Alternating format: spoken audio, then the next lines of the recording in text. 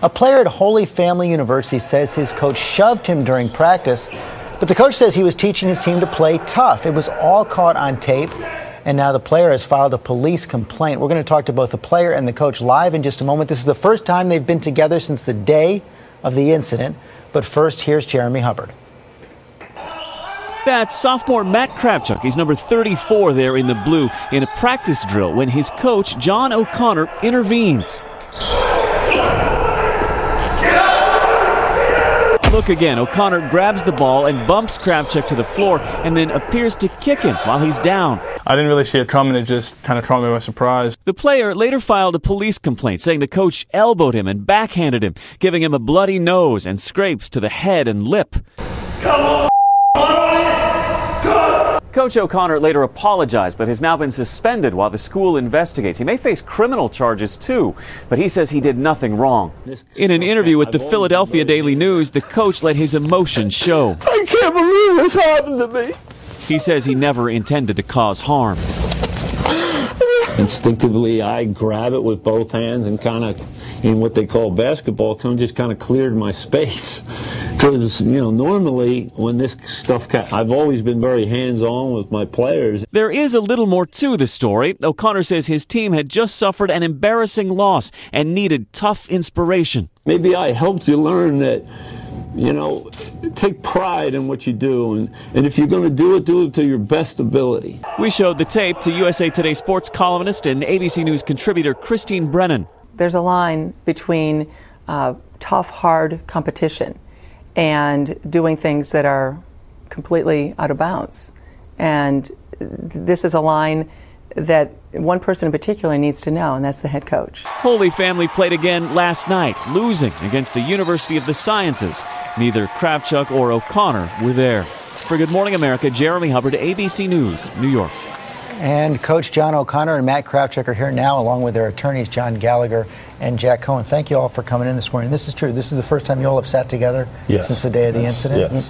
Let's try and go back to what happened now. Now, Coach, I know that you believe that that videotape that's shown kind of takes this out of context. So as you're talking, we want to show a little bit more of the practice, showing that this was what you all call, I guess, a rough rebound. It's called a combat rebounding drill.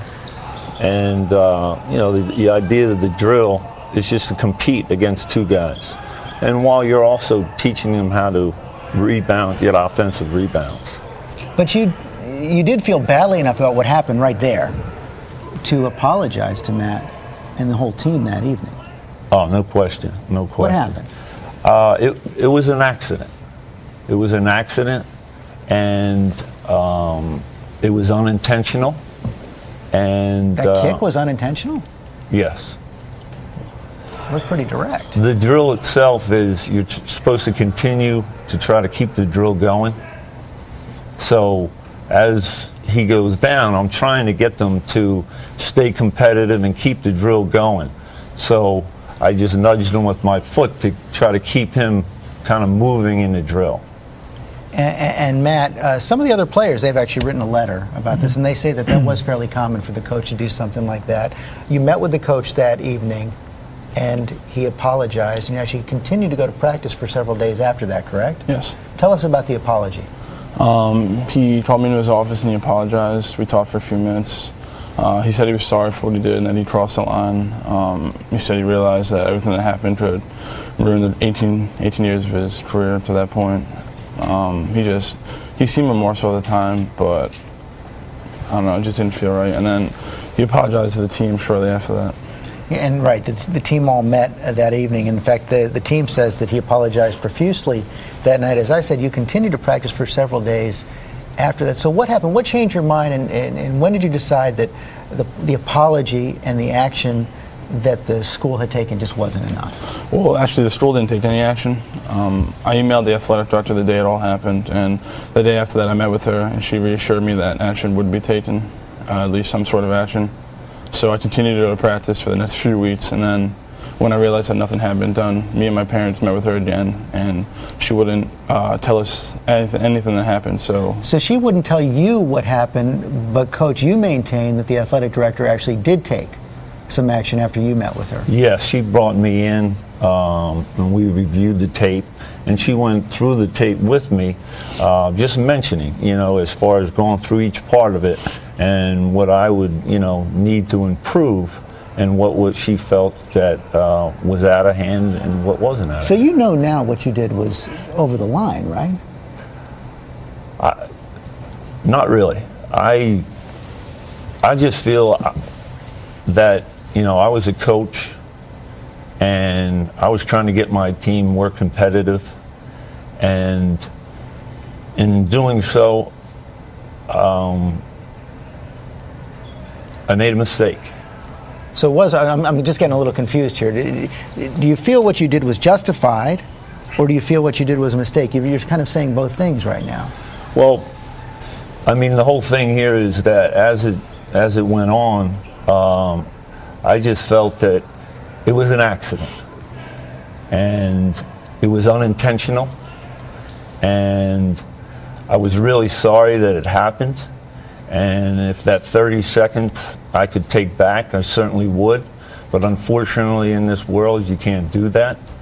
And for that, I really apologize. So Matt, what do you want to have happen now? I've been struck, and I've mentioned it a couple of times now, by the letter signed by all of your former teammates. You've left the team now, correct? You didn't sign it. They issued the letter.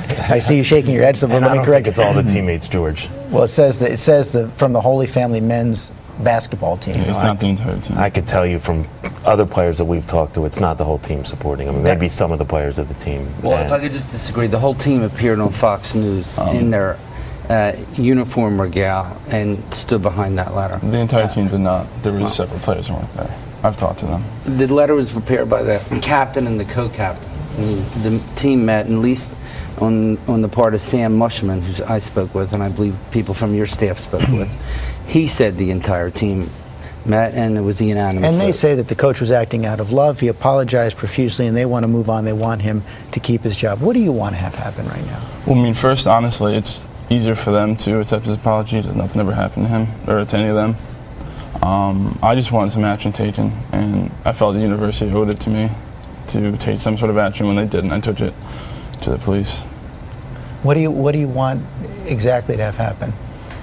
I want some finality. I want to understand from the school what is going to happen to him for everything that happened, because they do owe me, as one of their athletes, they owe me their respect to do that. Well, you two are sitting right here, right now. Coach, Matt is right there.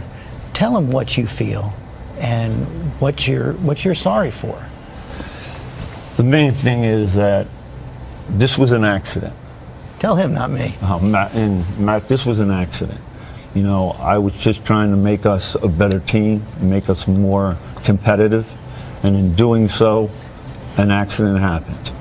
And it was unintentional by me, and I'm really sorry that it happened. If I could take it back, I certainly would. But again, it was an accident, and I'm really sorry that it happened. What's your response? To be honest, it's kind of hard to accept your apology, just because, you claim it's justified and you claim you weren't crossing the line. And also, I came to the Holy Family to play basketball, and now I'm injured. I can't play, and I can't play for you anymore, just because, as your player, I'm supposed to be able to respect you, and I don't feel I can do that anymore. Well, one of the things I'd also like to say is, I thought me and Matt had really kind of bonded through the year, because in the beginning of the year, he kind of struggled picking some things up.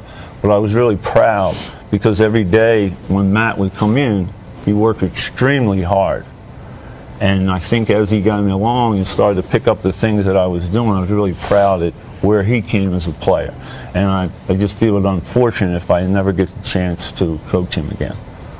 Well, I'm afraid that's all we have time for this morning. Maybe you all can continue this off camera, but thank you all for coming in this morning. Thank you.